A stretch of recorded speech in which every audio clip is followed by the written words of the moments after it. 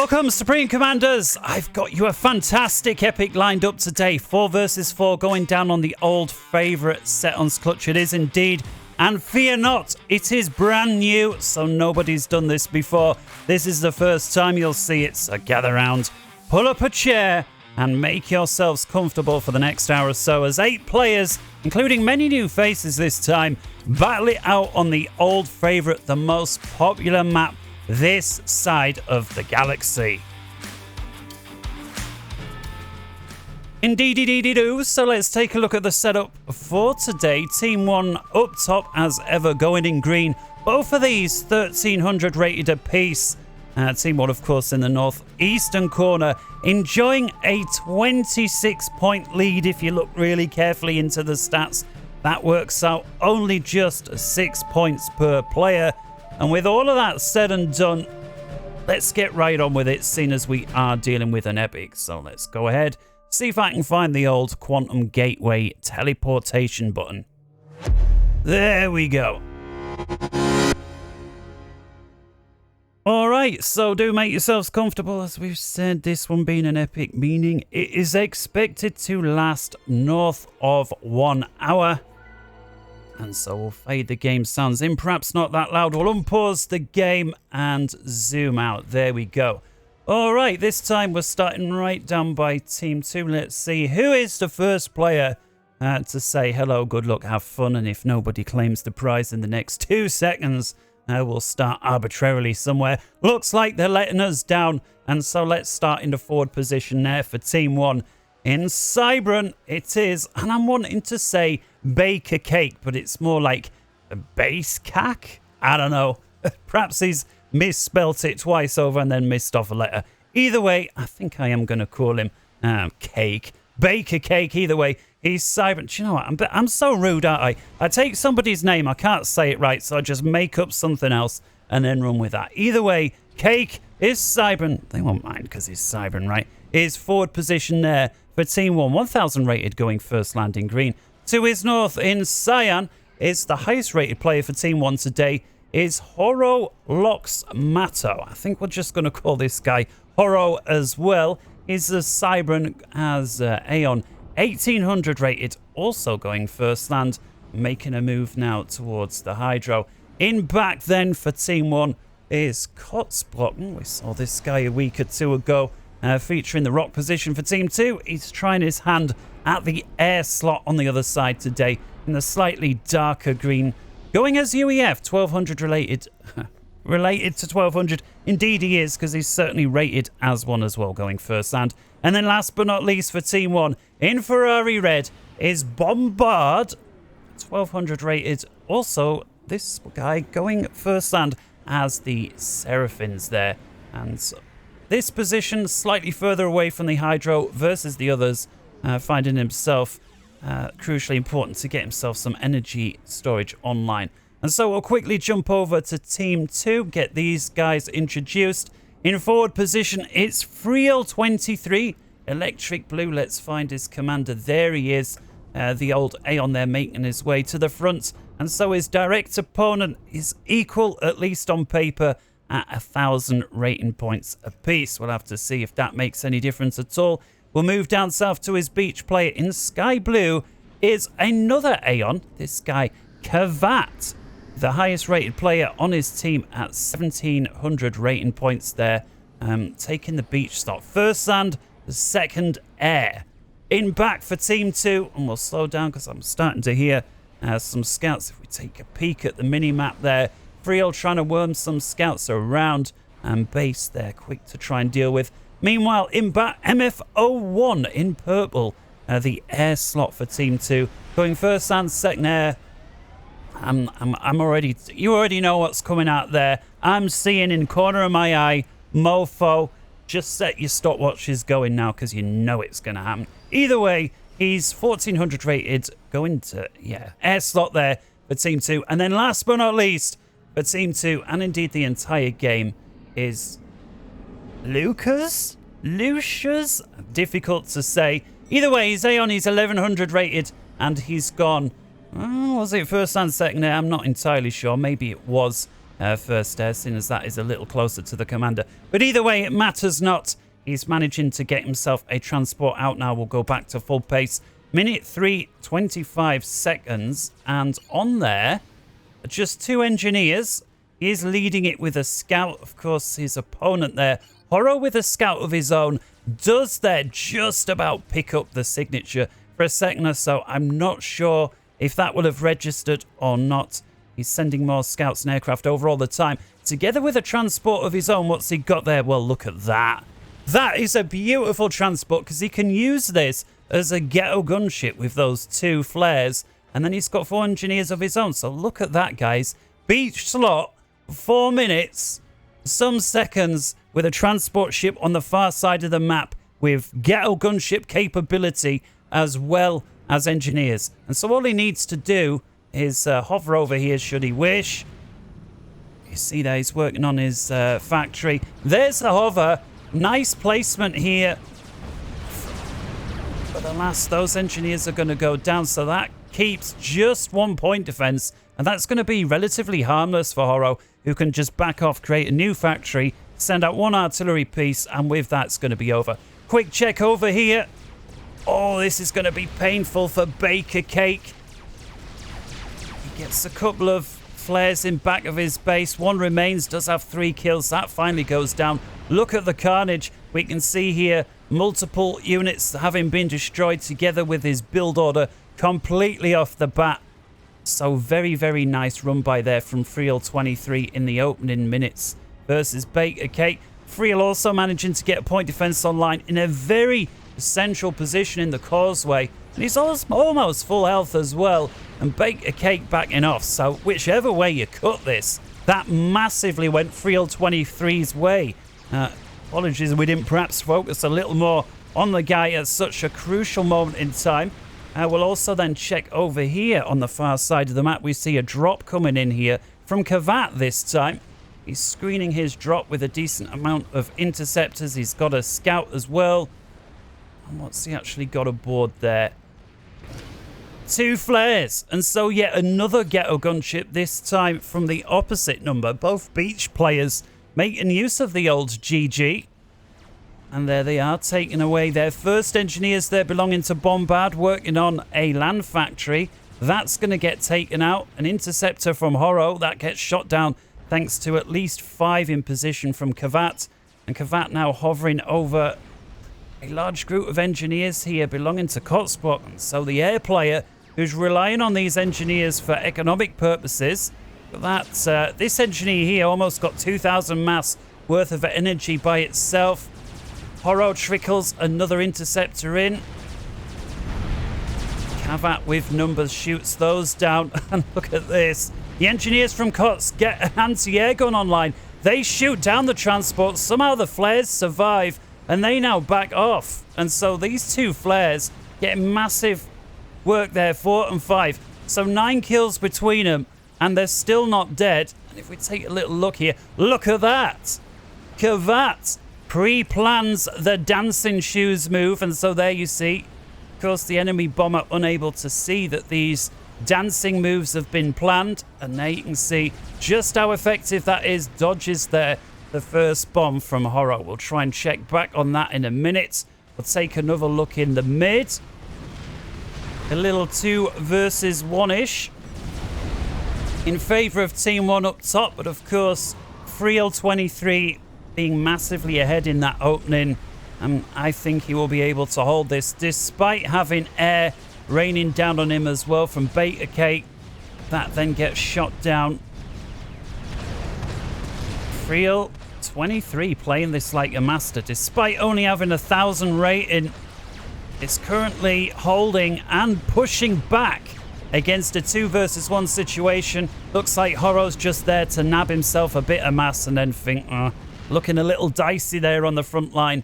We'll have a quick check back on how this raiding party's doing. One of the flares apparently been taken out. 1 still left. This guy with 7 kills. So Kavat there owes this guy a medal. 8 kills. He's got 4 hit points a sec regen. 9 kills. Now 5 hit points a second. This is a 5-star flare. takes out another engineer. Oh, then goes down another lab there. So 10 kills before then going down himself. And so that flare certainly deserves a posthumous silver star being awarded. Perhaps, Kavat, you might want to get on to writing to your senior general. Although, speaking of which, Kavat would be the Supreme Commander. Perhaps it's up to Kavat to award the guy a medal. Either way... Oh... MFO trying to go for a cheeky little bombing run. Would have bagged himself 4 or 5 engineers there had it come off. Turned just a tad too tight to get the bomb away. And then Horo able to pick it off. But look at this, guys. 9 minutes. Both of the islands have gone to the opposite number. And so rock position here on Team 2 would quite rightly own this island. It's gone over to Horo on Team 1. And the exact opposite's happened down here. Kavat taking the island that should rightfully belong to Bombard. So a slight change in meta. But also, I don't believe this. It would seem that Beach player inside 10 minutes has locked Rock player out of the Navy on both sides. Horo here on Beach. Look at this. He's got Navy right on the doorstep there of Lucas. Gonna call it Lucas. It's sorry, pal. It's just... And then the exact opposite number over here. Kavat, the Beach player for Team 2, is contesting Bombard. Bombard does manage to get one factory online. It's very heavily damaged. He's trying to get floating artillery down there, of course, the Seraphim. And that may be the one thing. This is so close. This naval yard. Just a few hit points remain. He's going to have to dodge this artillery, but then Kavat gets one more reinforcing frigate in line. Oh, just 50 hit points remain. There it goes. And so, yeah, both Beach players knocking out their opposite number in just 10 minutes. So some slightly unusual play all around. Look at that. Horo is disappearing from the front line. I guess aside from nabbing that one Salem wreck, he did at least hang around long enough to wait for it, ensure that his pal there, Baker Cake, had stabilised the front line. And indeed he has. Get himself Tech 2 online. He's got Cerberus turret, radar shield, TAC missile defense, as well as factories there surrounding the mass. And so, yeah, looks like Baker Cake is not going to go for spam. You know, you'd usually see a lot more land factories here.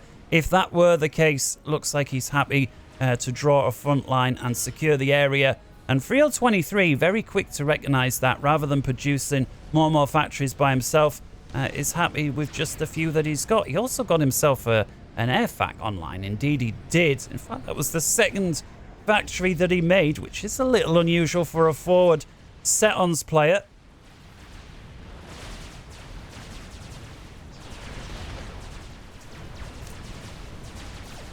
Take a little look over here. It's Lucas trying to fight back using the old air. Just find himself picked up by a bunch of interceptors from Horo. Wants to ask his mate for air support. Mofo does then come in with a couple of ASF. In the nick of time, does lose a torpedo bomber until then. But these are all frigates, at least for now. Although, having said that, Horo does then roll in with a cruiser. Cruiser is a very important first Tech 2 unit, assuming you've already won the Navy game at the T1 stage, because the cruiser is going to be the only thing that's going to shut down mass torpedo spam. And there you see just how effective that is.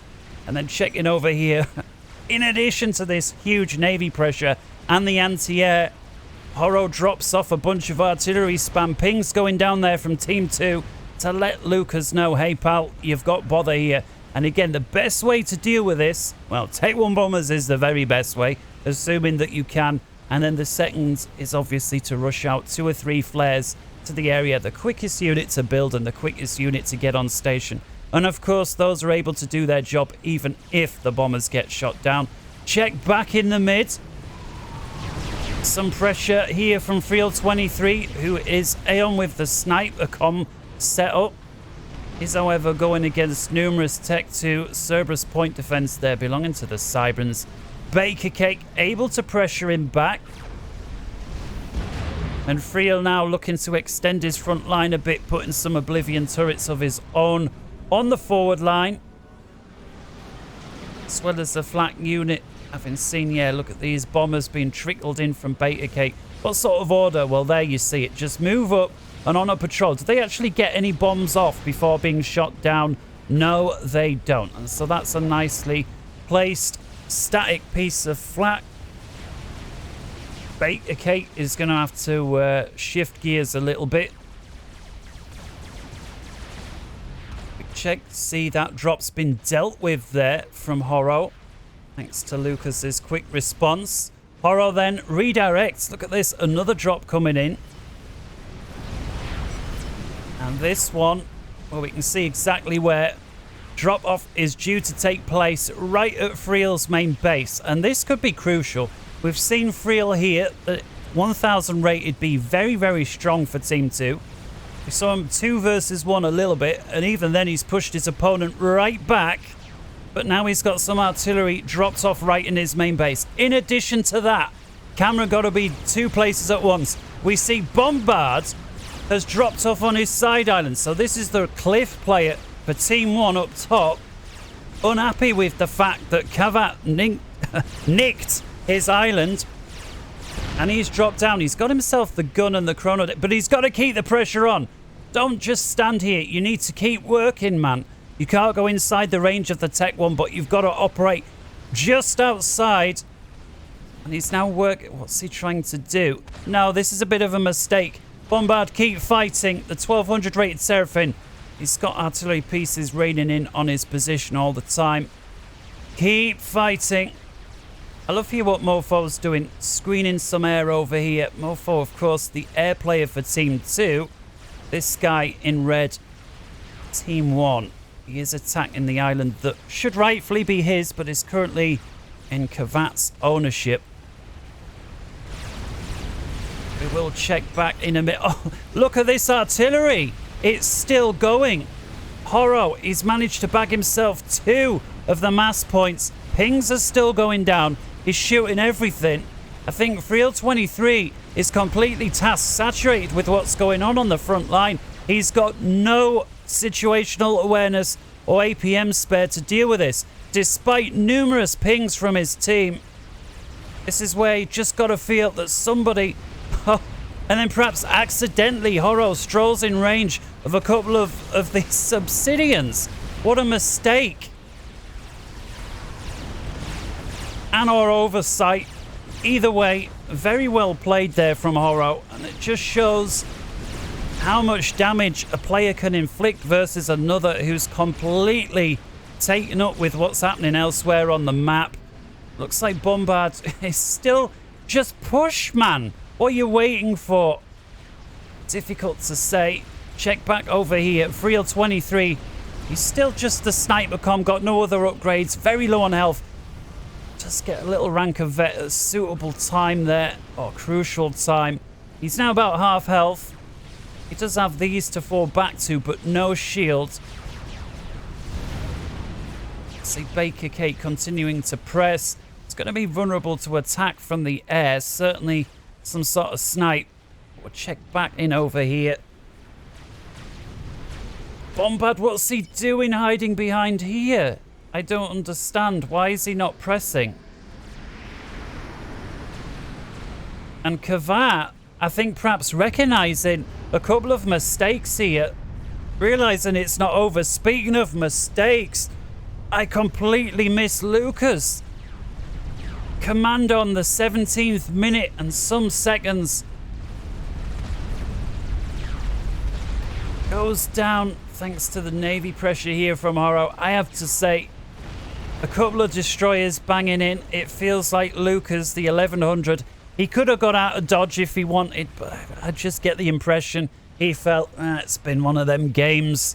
My position got shut down right quick, finding it a little frustrating, and with that, what's left of his base gets handed over to Kavat, the highest rated player on his team. Small silver lining though for Team 2 is the fact that Kavat has got Bombard on the run over here.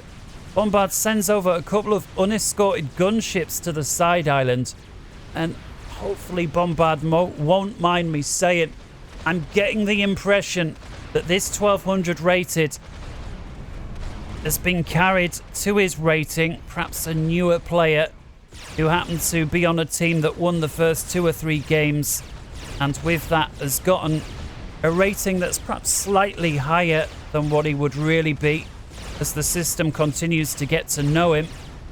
And there we can see he is eating a lot of artillery fire. But I don't think Kavat is going to feel sorry for him and let him live. Look at this, walking up the Tech 1 point defense while sending forward Tech 1 mobile artillery pieces. Bombard, just 4,000 hit points remain. Just feels the inevitable is going to take place. Bombard trying to roll artillery pieces down here, but Kavat's just sealed off the entranceway. Although he isn't playing like a beginner, he's got so much artillery spam coming through, which is a great Tech 1 way to counter somebody who's beaten you on Navy early on. He's got destroyers here from Kavat as well, tearing apart his main base. Either way, it does look like things are starting to look short for Bombard. But on the opposite side, the exact opposite having already taken place. It was, of course, going down a minute or 2 ago. And Horo able to raid with his Aeon Navy. And that's not going to be nice versus these static structures that Friel 23's got online. He's trying to get himself a second shield on there. Not sure how long that's going to hold. He's sent some spam forward. I don't think there's much pressure or danger here from Baker Cake, at least not in the interim. The biggest risk, certainly from Friel 23's perspective, is this Navy. Quick check back over here. Bombard, man. Oh, well, at least give him this. He can dance. He's earned himself some dancing shoes. And Kavat, who's starting to get a little sick and tired of this, starts throwing over more and more Tech 1 bombers. And Bombard, sub 2,000 hit points. He's still trying to dance, but it's just not enough. 1,200. I do wonder where's the air from Team 1? Why they're not helping him out? Let's have a little look on numbers. Cots, what you got? 64. And quick check on the other side. MFO's there, 37. And so Team 1 comfortably ahead on air. That isn't to say that Kotzbrocken is aware of that. But either way, Bombard could do with that air, and he could do with it now. And this is starting to feel a little bit like we recognize this guy's a beginner. Perhaps if we let him die and take his eco, it would be beneficial to our overall long-term objectives. And I'm not always a fan of when players do that, but I can also say I do see the other side of it. But man, Bombard has got dancing shoes for days. But unfortunately, Kavat finally able to overwhelm him with sheer numbers of bombers. And with that, it's a 3 versus 3. 21 minutes, 45 seconds. Kavat pushing back this Navy a little bit from Horo for the first time all game. Horo, of course, able to overwhelm the forward operating base there of his opponent. Kicked him right out of the Navy very quick. Kavat buying himself a little bit of time. Perhaps does not want to lose this base. He's got a Tech 3 mass extractor. 2, 3, 4, so 5. So he's got numerous Tech 3 mass extractors here. And so that will be worth holding onto. Each one of these should be able to put out 27 mass per tick, assuming that they're capped off, which they are. 18 mass per second bare, and another 50% or 9 mass if they are fully surrounded. So over 100 mass per tick. If you get 4 of them, certainly something Kavat won't want to let go of at 20 minutes. Speaking of which, that redirects his air force up north to what was Bombard's old base. Kotzbrocken quick to shut that down. Not actually an awful lot here to have been handed off. Most of the economic structures were taken out. There's a couple of Tech 2. It's mostly these land factories here. We'll have to see if Kotsbottom's going to decide to try and make a play for the Navy, or if he's going to write it off as a lost cause and redirect what's left of the economic structures elsewhere.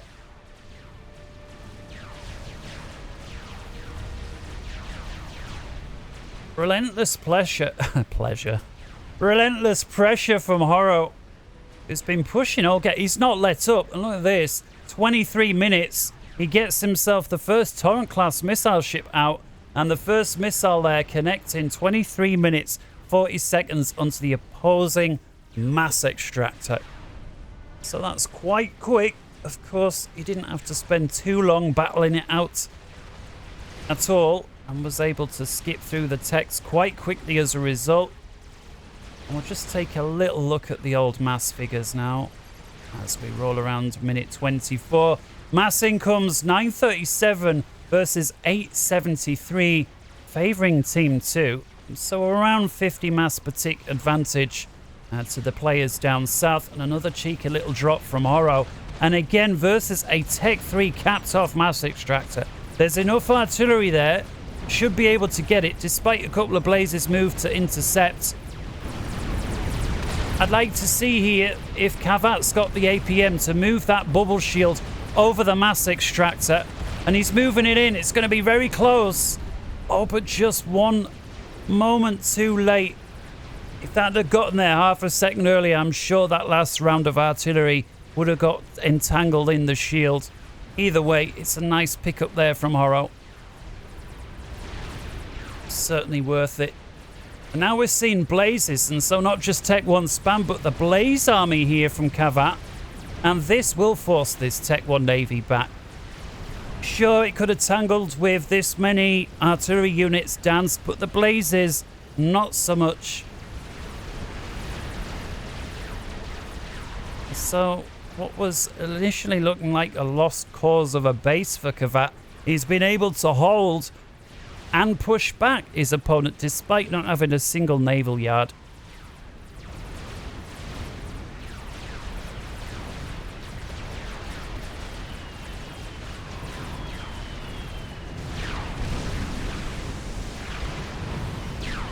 Navy here from Kavat putting out a lot of damage. Kotsbottom unhappy with it. Throwing forward a couple of torpedo bombers, but no, not just a lazy attack move. That's not going to be enough. You're going to have to direct the attack. It's probably going to take more than... Oh no, he's just doing it again and again. Perhaps a momentary lapse of concentration caused him to send out an order that's just going to lose him torpedo bombers wave after wave for naught. And the anti-air capability of the Aeon cruisers, coupled with the range of the Torrent-class battleships, that's going to cause Friel 23 yet more trouble. And now with a large drop coupled with that,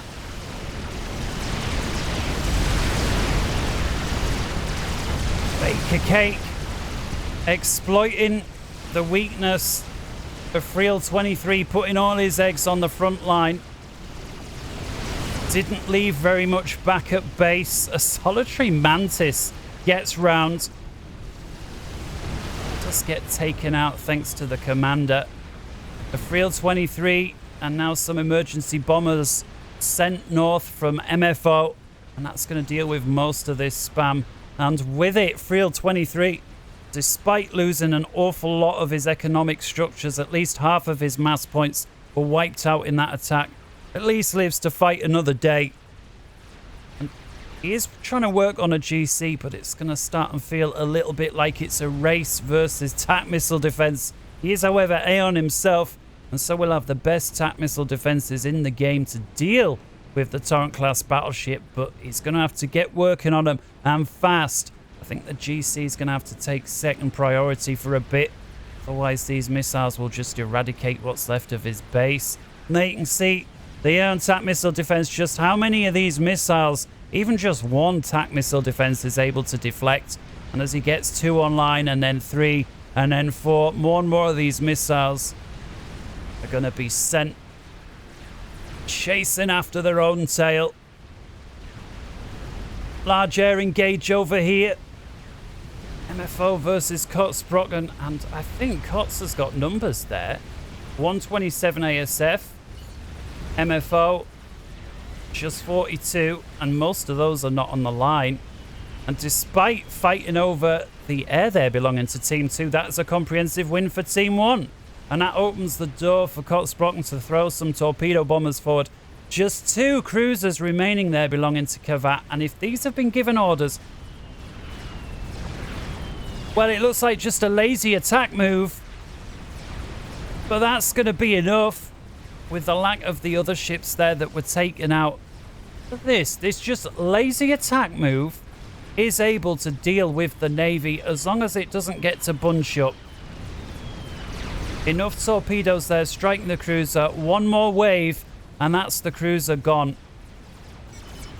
Most of these boats here are attack boats, the Tech 1 stage. They do have anti-air gun, but it's nothing compared to the cruiser. And there goes the last cruiser. And so I'm just curious to see what's going to happen with this next lot. Look at the range on these things, man. Oh, this is going to hurt. Bit of an economic grid there belonging to MFO. And it's going to go up. And then this is very susceptible as well. This has been a volatile structure. Bang, there it goes. The whole lot went up. MFO now redirecting bombers up himself from Team 2. These are just the Tech 1 bomber stage. Where are they going for? Well, for a shield there belonging to Kotz. He's managed to get a Tech 3 shield with various SAM sites online. And all of those bombers were only able to take out about half of the shield's health. And I think there's enough SAM sites there, despite some of them getting back round. Oh, it's going to be close. Oh, it's going to be very close. Oh, it's going to be close. Just 200 and... Oh, there it goes. Does he have a bomb left to take out the shield? No. That couldn't have been any closer.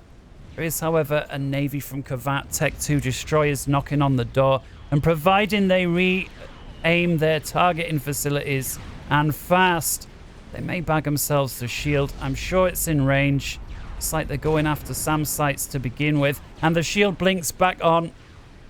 I'm not sure if they'll be able to hold out that fire in time for these engineers to get a second shield. Perhaps it would be better to go for a Tech 2 shield, just because it's a little quicker to build.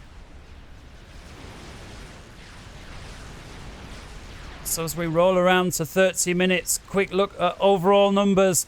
1.08 million favouring Team 2, 997,000 mass for Team 1. And so exactly 9% advantage at this moment in time, favouring our friends down south, despite this relentless pressure from the team up top. Horo has been able to shut down a huge amount of land that should have been in Team 2's favour, including half of the causeway as well as most of the rock position there. But somehow Kavat has been able to hold on with this Tech 2 spam doing the blazes and so forth, and the all-important mass extractors as a consequence. This is massively important because aside from anything else, it prevents the other team from getting their hands on the mass. And I'm sure Horo would have landed there if he could to make use of it. Now I've seen some static artillery fire as well from Kavat, and so that's going to just pick away at some of the Navy that finds itself a little too close. Kavat on the opposite side, support commander, right? Indeed it is. Raz preset, attack missile defense first, SAM site second. In 32 minutes, we hear the first nuke coming out. And at the same moment in time, Horo gets himself an experimental online. The nuke coming out from Kotzbrocken. The 32nd minute. And first order of business. And it looks like it's heading towards this side base that Kavat inherited. Kavat thinks so too and throws his Tech 2. I'm going to call it spam forward. Certainly feels like spam when there's that many units versus the Navy. And with it, A base that was already under massive pressure thanks to a Tech 3 Navy from his opponent, then also eats a nuke. Bang! That tears a large hole into what was left of the base, although it's not finished off. See, we've got a few structures up here, we've got a few more down here, and, well, these are going to go down, I think, thanks to the long-range fire. There are, crucially, a bunch of Tech 2 and Tech 3 engineers left alive, and I'm sure if they're made use of, they will be able to re-establish. Question is, can they re-establish in time for another nuke to come in?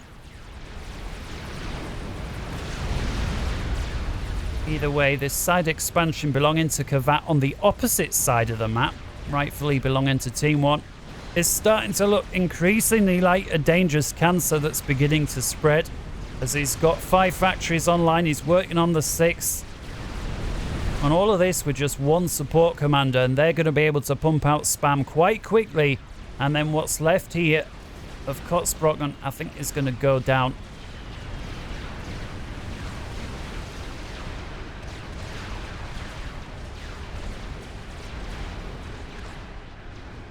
Yeah, this many Torrent battle class from the Aeon. I keep wanting to call them battleship. You can see here just how effective the TAP missile defenses of the Aeon. Most of these missiles are getting deflected. Look at them. A very few are making it through. It just feels like if he puts another one, well, he is doing, he's just call this the TAP missile defense creep. And it looks like he's almost able to repel. Just needs a few more. And he's working on more here as well. And I'm just starting to think he may just about be able to win this fight despite the sheer number. There's no other faction that I think could keep up with this many missiles using TAP missile defenses.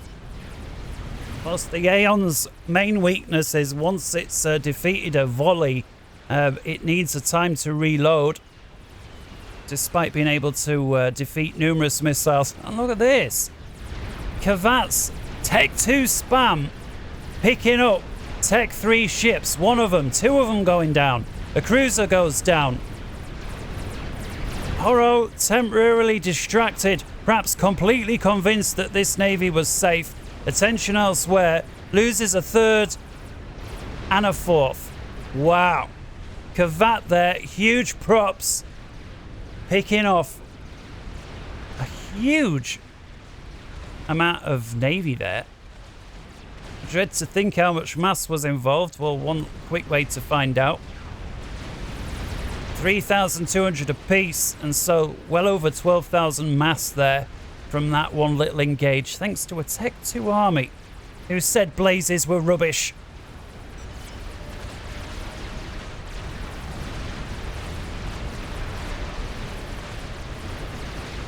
Checking in now on the GC belonging to Horo. This has managed to creep its way down quite unnoticed. Full health, just 1 kill.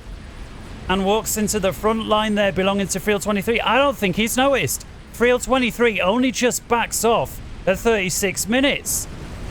See, these TAP missile defenses were able to buy him enough time. But despite all of that, GC has got pretty much an open goal. There's like 2 or 3 point defense, and that's it. We'll check back on that situation in a bit. The GC is going to finish off the unconstructed GC belonging to Friel 23. That feels like he started half an hour ago. He had to come off, of course, to deal with this terrible amount of missiles that were raining in on his base. And now another nuke from Kotzbrocken, this time onto the side base belonging to Kavat. And with it, all of these are Tech 3 capped off. A couple back there are Tech 2. And it looks like Kavat, they're only able to hold one of them. The Tech 3 there, mass extractor, all the rest of it going up, but crucially, I think as well, Kavat able to hold on to his factories. And so there's going to be engineers quite quickly able to re-establish.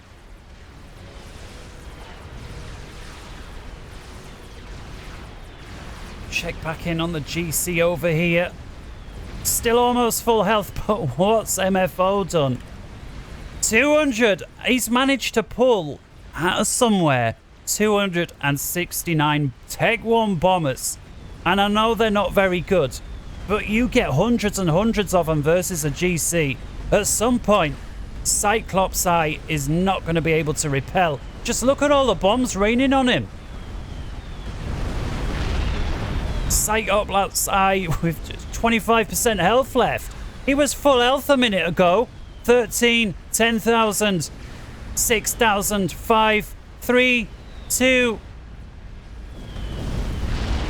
And Cyclops Eye, a stone's throw away from Kavat's main base, goes up. MFO, how many bombers, man? 268, so he lost one of them in all of that. I'm sure he can cope with it. Oh, it's not over. The bricks.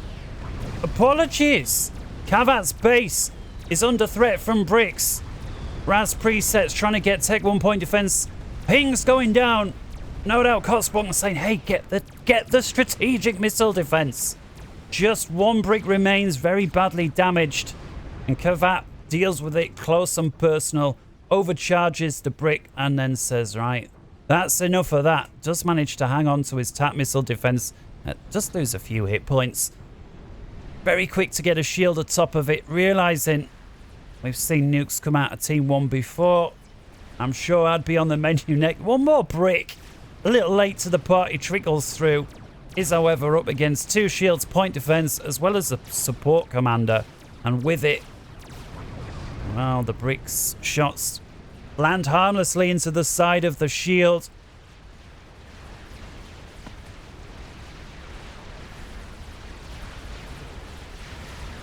As we start to approach the 40th minute, I just want to take a moment here to appreciate the air grid. I will, of course,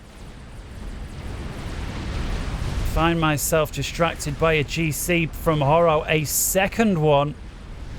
And again, all of these TAC missile defenses that we've seen deal so brilliantly versus the Tech 3 battleships just find themselves completely useless as they watch an enemy GC just stroll on by. But once again, MFO with the bomber raid, 268 bombers. Let's see how long it takes them to chew through a full health GC. Well, a third of its hit points pass in the first pass. The second pass of all these bombers shave off the second third of the GC's health. So with just 20 to 30% hit points left, the bombers unload for a third pass, and with it, the GC is dead. MFO, the 1400 UEF in the rear with the gear, showing why the Tech 1 bomber is certainly not out of date late game. 2 experimentals no doubt saving his team, 2 bases saved, 2 different parts of the map. Maybe these bombers could be redirected. I'm not sure how good they would be versus a missile ship. Well, perhaps that's a bit of a clue. Missile ships almost failing to shoot back entirely.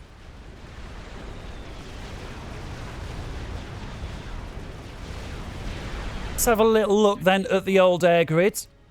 There's yet another nuke coming out from Kotsbrocken's base. I like this design.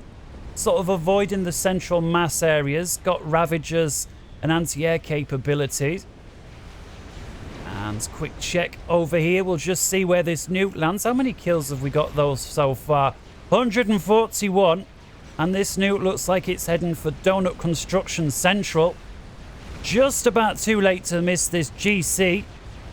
Perhaps it was trying to go for the GC. Donut not completely destroyed from Kavat. Does eat a lot of damage.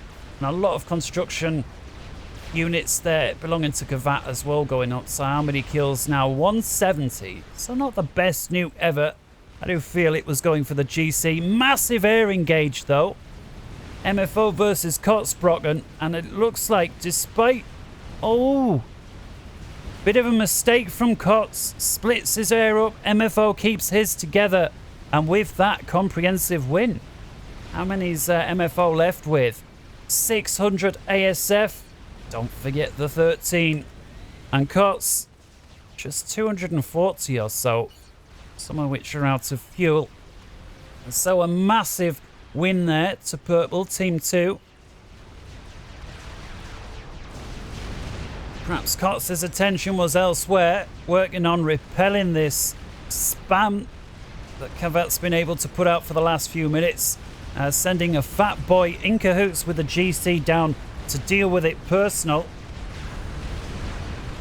Check back in a minute. Look at this gunship strike that's managed to sneak its way round.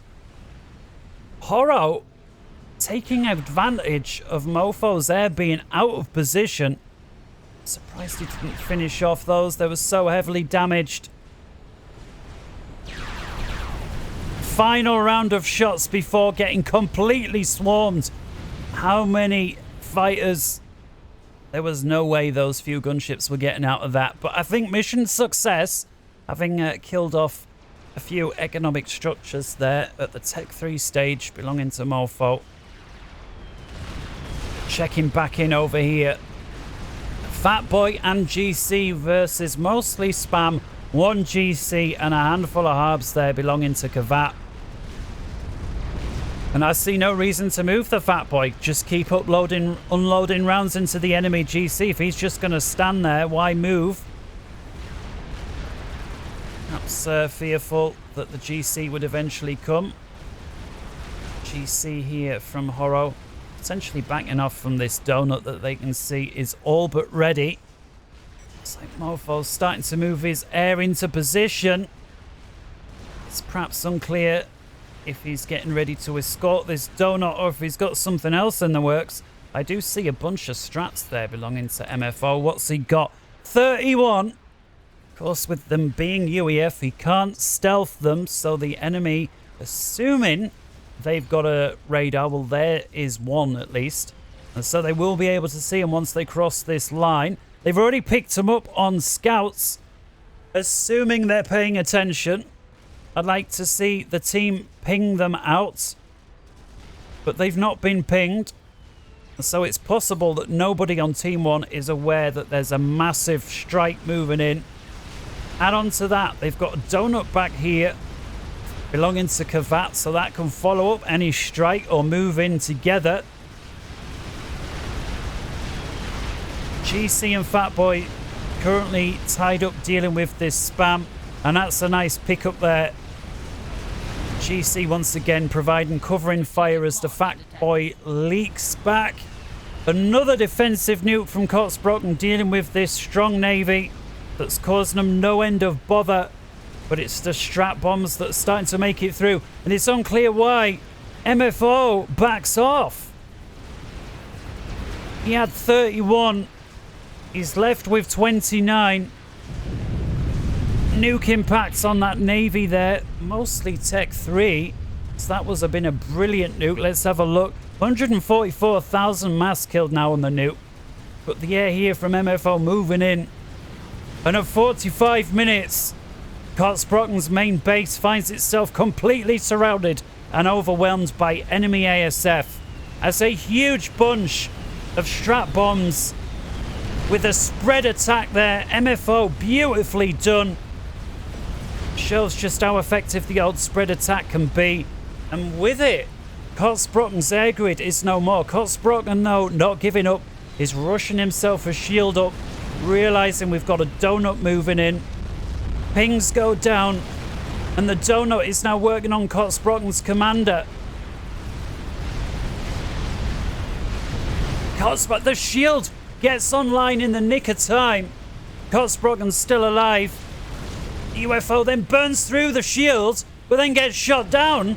Kotzbrocken survives the attack, only to succumb to the wreckage as it impacts his ACU.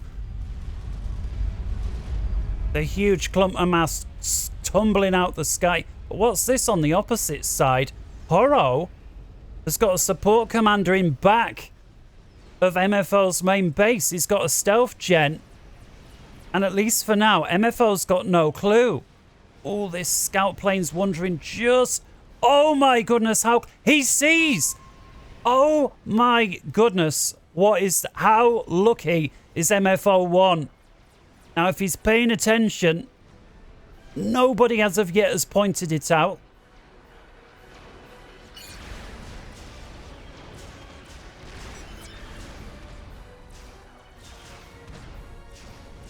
Oh ho ho! MFO says, come and have a bit of fun with me. Look what I've just seen. And he starts spamming out the old Tech 1 bombers. And with that, I think Horo, oh my goodness, man. If you ever watch this cast, you'll see just how close that was. How lucky MFO was with that one Tech 3 scout that on the very brink of the edge of its intelligence range just manages to spot the very edge of your base. That could not have been closer, and it just goes to show in this game, despite all the skill, there is still an element of luck involved. And certainly that roll of the dice, that flip of the coin, favouring Team 2 down below. It was a masterful move from Horo. And it looks like he's going to send 2 GCs down there. But again, we've seen how quickly these succumb to the old Tech 1 bombers. How many has MFO still got? 150. And so he's a little lighter than he was before, but I'm sure they can still chew through this should they wish. Just a little surprised Horo isn't sending flak units with these. Strategic launch detected. You know the answer. Oh! Strategic launch detected. Strategic launch detected. MFO manages to get a Maver online. It's got 37 kills thus far. And Horo says, no, that's 37 kills too many. Sends 5 nukes in. 1 gets shot down. 2 gets shot down. 3 gets shot down. 4 gets shot down. 1 nuke remains. And I think this is a good night, Vienna. Bang! The Maver goes down 48 minutes and 43 seconds thanks to the nuke.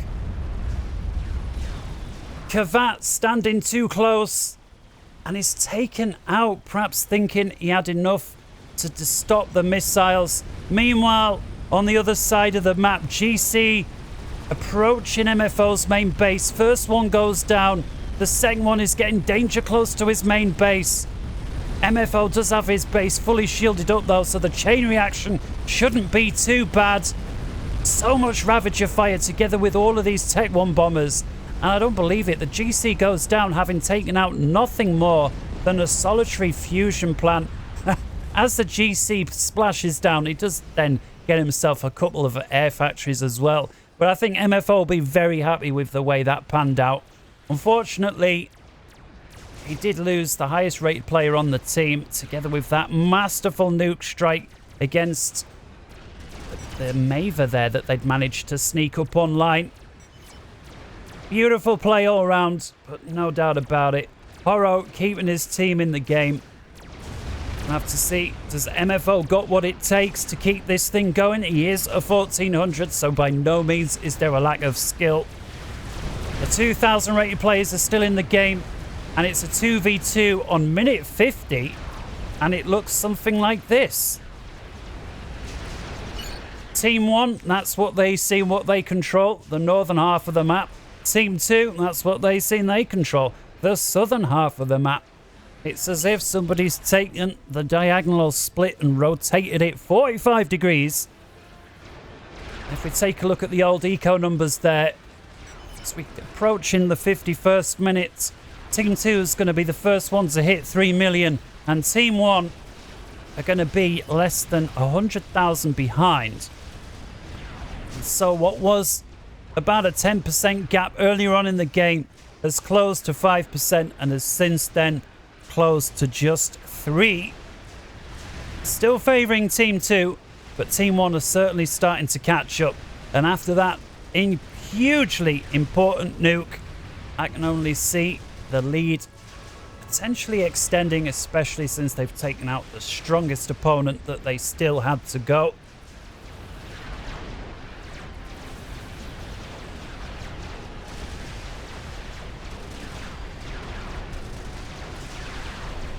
I wonder what are they got to be thinking.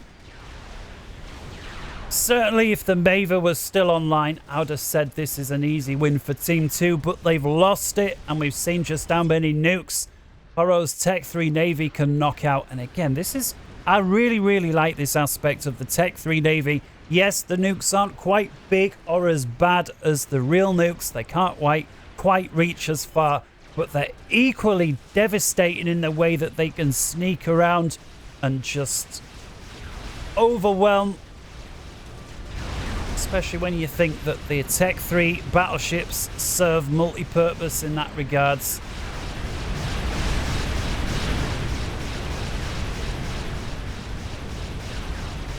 Horo sneaking a few Titans in the back. Oh, no, you don't just want to stand there, though. 2 donuts under control of MFO. Keep them moving, though. Horo locks has got to be attention elsewhere. I'm sure these Titans could brush aside much of this spam, should they wish. We'll take a brief look as we get awards. 53rd minute.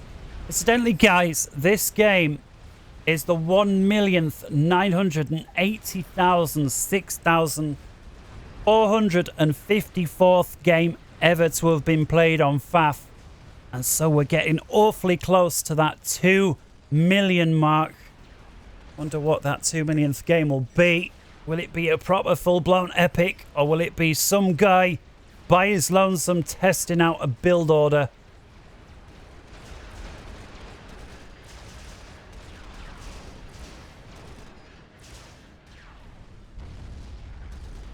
Both teams seem like they're just pulling back a little bit, assessing the situation. As we saw, the air grid there belonging to Team 1 wiped out. The Maver almost at the same time wiped out, belonging to Team 2. Of course, Team 2 still enjoying use of their air grid. Although Horo, to offset all of that, has got access to a lot of nuclear missiles. Donuts back here from MFO, wandering round unescorted. I do like that Horo gets himself a missile defense online. In fact, that we're having 2 missiles in the clip must have survived the attack. Perhaps a bit of a mistake here from MFO1.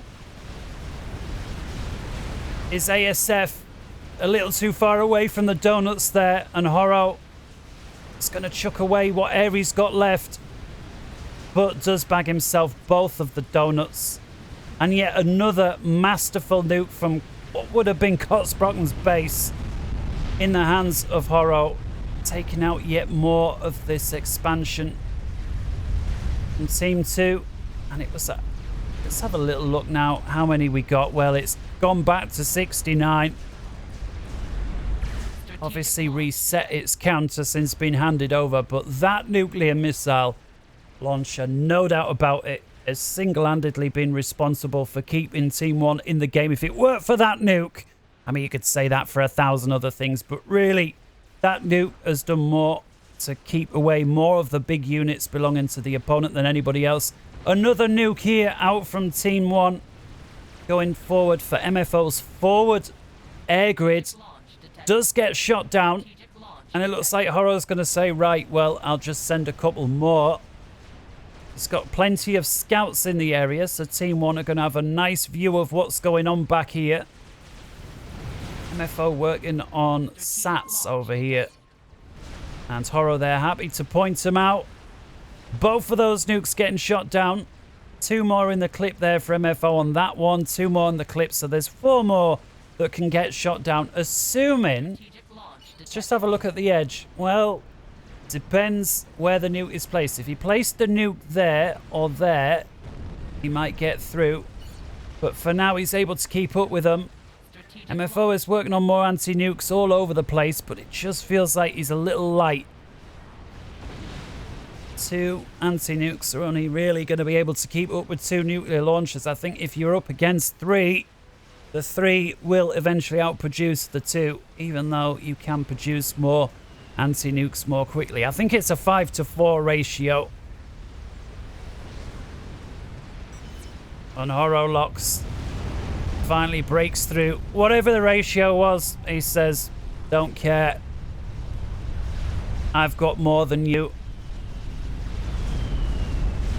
And MFO takes a dislike. Nuclear subs here from Horo.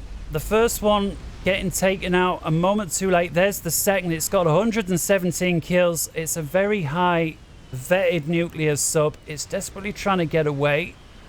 There's a third one. That one didn't get any kills, but of course was important in breaking through the missile defense. And MFO able to take out 2 of them. Numerous other subs still survive. And yet another missile out from this nuke base back here on Team 1's base. And it really starting to look like Baker Cake has got a bigger base on the opposing side than he has on his own. And this nuke, well, where's it going? Well,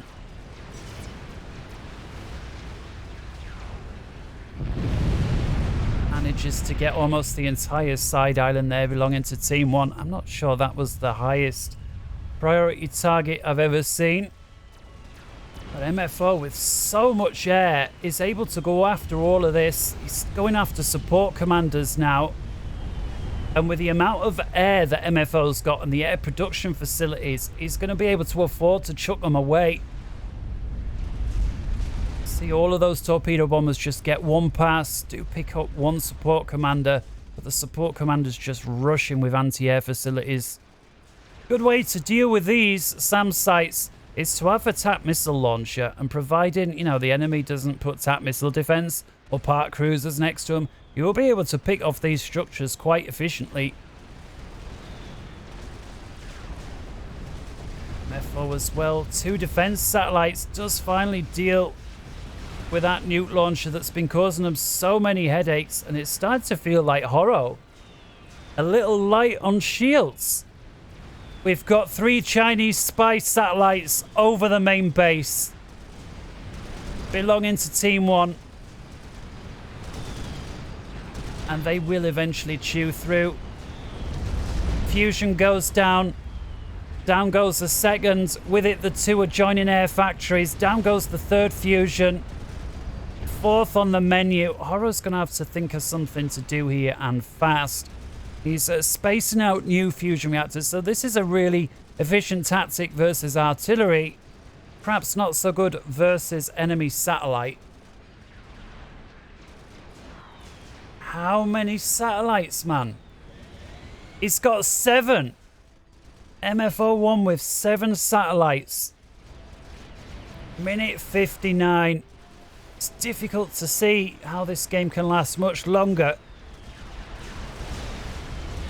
As the masses are even, 3.8 million a team. Exactly, neck and neck. Look at it. 1,400 mass per tick per team. This is absolutely 50-50 at the epic mark.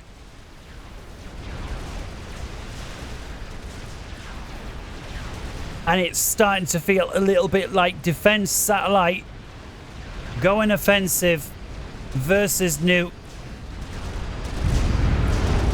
It looks like MFO realizes these quantum gateways are capable of putting out RAS preset commanders. He takes a particular dislike to those. Horolocks with another one over here. I'm surprised we perhaps don't see another shield over here. He's got so many support commanders. He will not want to lose these.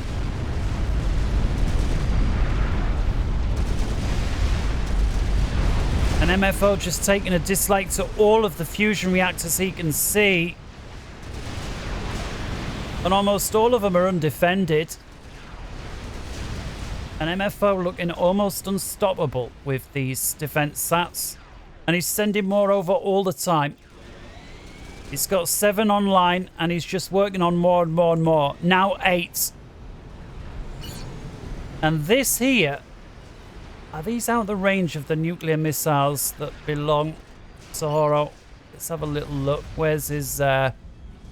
Surely hasn't lost them all. Not the battleship. What am I talking about? It's the subs. Where are they? Here they go. Well, I think they may just be in range. If they can park right up on the edge, they may just about be. And it looks like he's taken them over there, allowed them to build a missile. Actually, these have got 2 missiles apiece. And there's 6 of them. And so potentially 12 nukes about to rain out from Horolox's navy. And if those are able to get into these defense sats, that could just provide a 180-degree turn on where things are going. Now, why is he bringing all these sats back?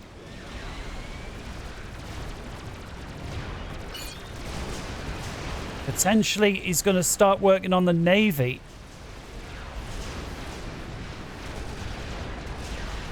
So many anti-nukes here now in MFO's main base. Of course, we can't blame him. He knows that there's an unknown quantity of strategic missile submarines capable of firing the old ICBMs.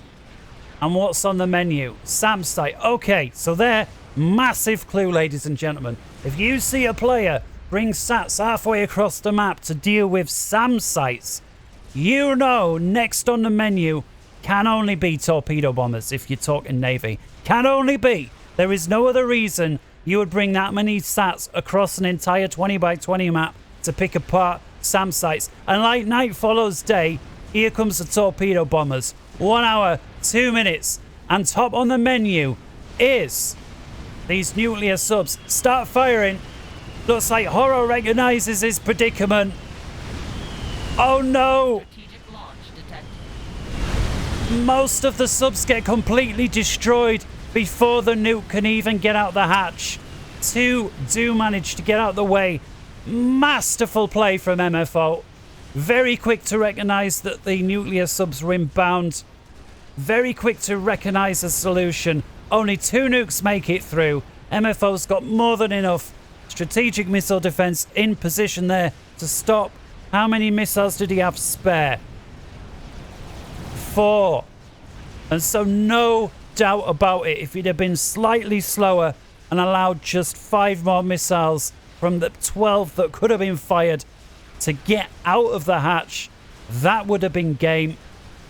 No doubt about it. These defense sats is what's keeping Team 2 in the game.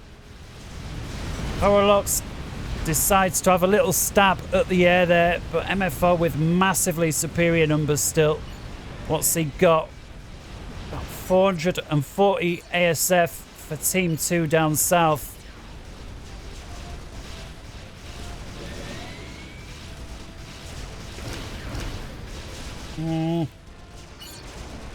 Horolox with a bit of multi-faction air, but is still at least 2-1 behind, and that's despite MFO's massive consistent bombing. He's deciding enough's enough, let's roll these Tech 1 bombers forward. They one-shot all of the SAM sites and they're now going for the Tech 3 Navy up here. Just how many bombers? 100. Look at the numbers just dropping out the sky. Let's get a little view there. Look at them tumbling like dominoes, but together with the defense sats. And now UFOs as well. UFOs unable to shoot the defense sats down, but somehow all of the Tech 1 bombers have been dealt with. Horolox, though, is not out on aircraft. He's still got approximately 160 ASF to his name. Mofo with 500 now.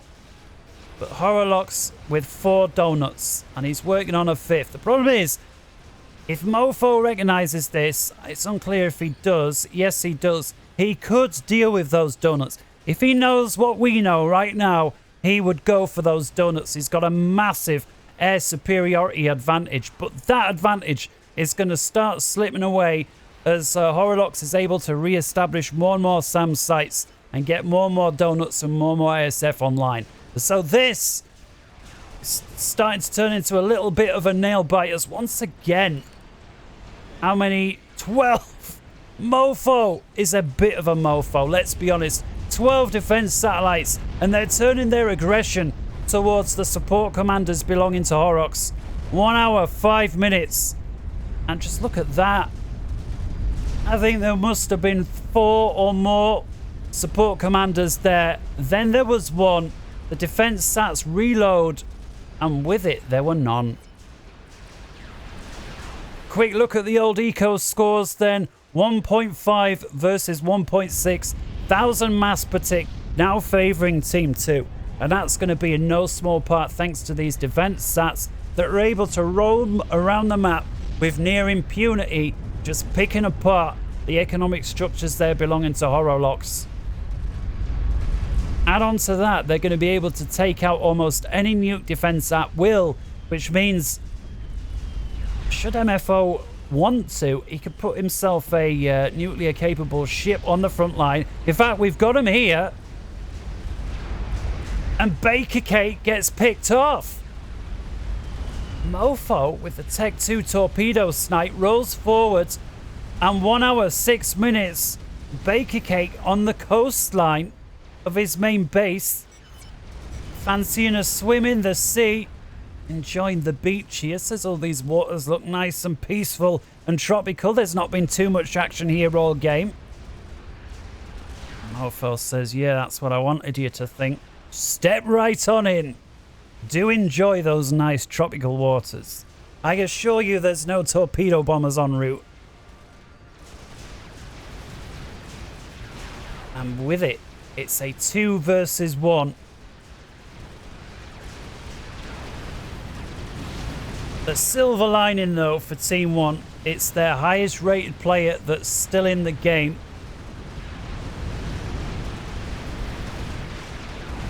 Donut here belonging to 3L23, operating at the perfect range with its anti-air capabilities. Horolox deciding not to press. Perhaps aware that if he flies his ASF over this bunch, that's it. But yeah, MFO, see, firing a nuke at SAM sites over here. I think MFO is more afraid of the Navy belonging to Horolox than he is the entire base, and quite rightly so.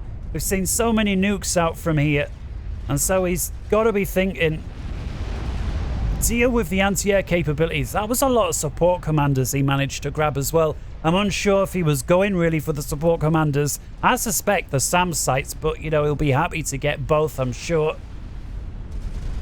But these defense sats here, it's of a number now where I don't think there's much point in shielding. It's just a case of trying to build as many structures, as many different parts of the map as possible, so that the defense sats basically forced to chase around your construction abilities. But look at this, Mofo's got so many. He's been able to split them off.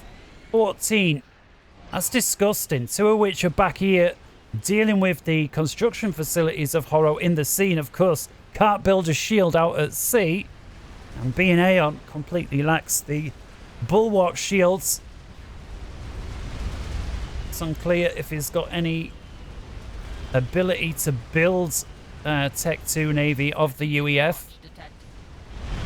Another nuke there going after frigates, this time belonging to Horolox. I don't think he's going to worry too much about that particular strike. But again, just waves and waves of air from MFO. He's just got so much construction facilities he can afford to chuck it. What have we actually got? In goes the nuke. We will have a count up once we see the amount of damage. Donuts though here from Horo, and of course he brings them together to make it difficult for MFO to target. But one of them gets shot down.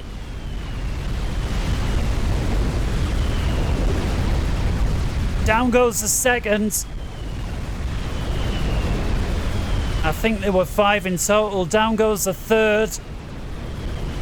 And MFO just still got more ASF than I've had hot dinners. Has he won the fight? Was he backed off? It's unclear. But these donuts now are mostly against torpedo bombers. Another one gets shot down. MFO backs right off and then goes in for another major strike. And with it, despite losing everything, Horolox on the other side of the map gets a GC in. This must have been a tele build. A GC in the back of Team 2's base. Horolox, you mother sticker. Despite that, MFO very quick to deal with it with bombers. So many strategic bombers there. However, at least half of the SAT stations have been taken out. MFO, let's have a quick count up. What have you still got? 8. And so it was about half. And importantly, it's a 1 versus 1. That GC, if it had just been allowed to live for 2 or 3 more seconds, would have taken out another 5. This is a nail biter. 1 hour, 11 minutes, 11 seconds, and it's a 1 versus 1 on an epic. Do leave us a like if you're enjoying this game so far. I certainly am. And again, the light really goes to the players. Least of all me. I've got the easy job just sat here watching it, and even then, I happen to miss occasional things. Certainly the teleportation. Incidentally, any of you guys that are into developing mods and that kind of thing, if you could find some way to do a mod that casters can use that would let us know that there's either a commander or a bunch of support commanders charging up their teleportation device. I don't know exactly how that would work. A little notification, perhaps a ping on the map, anything. That would be hugely useful. Certainly in the larger team games, it's impossible to keep track of every single unit that's capable of teleportation. And I love this little attack here from MFO. GC flanked with a ton of spam. And together with those sats, Horolox is going to be relegated to the sea. He does have the little side island over here. But of course, that's just one defense satellite away from being wiped out as well. How many support commanders is Horolox enjoying? Look at this, man. 23, at least with the RAS preset. And so perhaps not as many as I thought. His commanders over here. Horolox got the teleportation capability on his commander. Scouts galore in back of MFO's base. And whenever you see this, you just got to be wondering, is he going for an immediate snipe, or is he just having a gander generally to see what's up? MFO, look at this. He realizes this game's anything but over. And if we say, look at it, still neck and neck. 5.25 million a team. Still 1 versus 1. But massive disparity on the incomes now. 1.8 thousand per tick, favoring Team 2. Just 800 per tick for Team 1. Of course, that's because the massive devastation over here. Horolox really got his work cut out for him. He's 1,000 mass per tick behind. That is unsustainable. Will his 400 rating points be able to make up for that difference? Can he pull another rabbit out of another hat? Where is MFO's commander? Well, oh, he's at the far side of the map. Is he bare? He's bare. He doesn't have a teleportation device. If Horolox was able to pick him up, I mean, he's got no intel over there. But if he was to know he was there, Air Force or not, MFO, it's difficult to say, is this the safest or the most vulnerable place for MFO to be? I would argue it's the not expecting a commander to be over there by his lonesome that what makes it safe. And MFO, well, it just looks like he's going to wander around. Perhaps not staying in the same place is his idea of safety. Strategic launch detected. Another nuke out from MFO. Oh, I know I often say, you know, got to root for the underdog here, but in this case, the underdog is the highest rated player. Horolox, man. I am rooting for you, and here's his side island. It's about the only mass that he's been enjoying that's not been... Oh, the amount of restorers that just went with that nuke. Again, a little bit of luck this time favoring Team 2. The restorers make it in. Horolox does have a donut back here. That will be able to deal with this spam eventually, together with the restorers. But I think he's going to lose everything in the process. Another nuke out here from MFO1. And that's going to deal with these 3. Oh, there's only 2 of them left. And so bit by bit, MFO is going for the war of attrition. Horrocks has got to recognize this and realize he can't win the war of attrition. In other words, don't try fighting it or defending it. He's got to look for some other option, some sneaky option. You know, he's got to realize, you know, this is only ever going to go one way if I keep trying to, you know, rebuild and all that. I need to think of something else. And that's got to be find the enemy commander. We saw he sent so many scouts over here. If they told him anything, it will have been the enemy commander wasn't there. Of course, as soon as he does fly a scout over the top of MFO's commander, MFO is going to be wise to the fact that he's been spotted. And so until then... Oh, donut here, MFO a little too far away. As soon as MFO recognizes this, he can one-shot that donut. But as long as it stays like this, the donut's going to get 3 kills versus MFO's ASF. More nukes. All out from MFO, just spamming the map. MFO now with a huge torpedo bomber wave going after what's left of the navy there of Horrocks. Support commanders. But with this many restorers belonging to Horrocks, he will be able to deal with these torpedo bombers quite effectively. Impacts the nuke. And yet more structures belonging to Horrocks going up. Somehow... only MFL will know why this side island was spared from all those defense sats. 1 hour, 17 minutes. Come on, Horrocks, pull something out of a bag. Otherwise, I'm going to get a comment from someone saying, oh, it was obvious as of about half an hour who was going to win. Horrocks, I'm depending on you. Please. Come on, you can hear me excitement there. I'm whacking the microphone as I'm bouncing around in my chair. Come on. Use your 400-point lead. Those 1,800 points didn't come from nothing. Still, does he have any inkling that there's even... No, he's got no idea that there's even anything down there. He's got no intel. MFO's been right careful to pick all of that apart. He does, however, have a ball of restorers. And all of these SAMs... there's a possibility that if he can encourage MFO to fight over this area, Horrocks may win air. He's still throwing a donut or more around. He's working on those. He's got SAM sites galore in base, but he does have a GC wandering in, even if he can deal with the spam. Horrocks is sending a donut, which will deal with the GC, assuming MFO doesn't send his ASF in quick enough to deal with. Yet another nuke. Oh, and that's going to be bad for Horrocks. Problem is, when your opponent's got nuke domination, trying to build any sort of a base becomes pointless. Oh! Horrocks sneaks in. Oh, but there's no missiles in them. No, there's no missiles.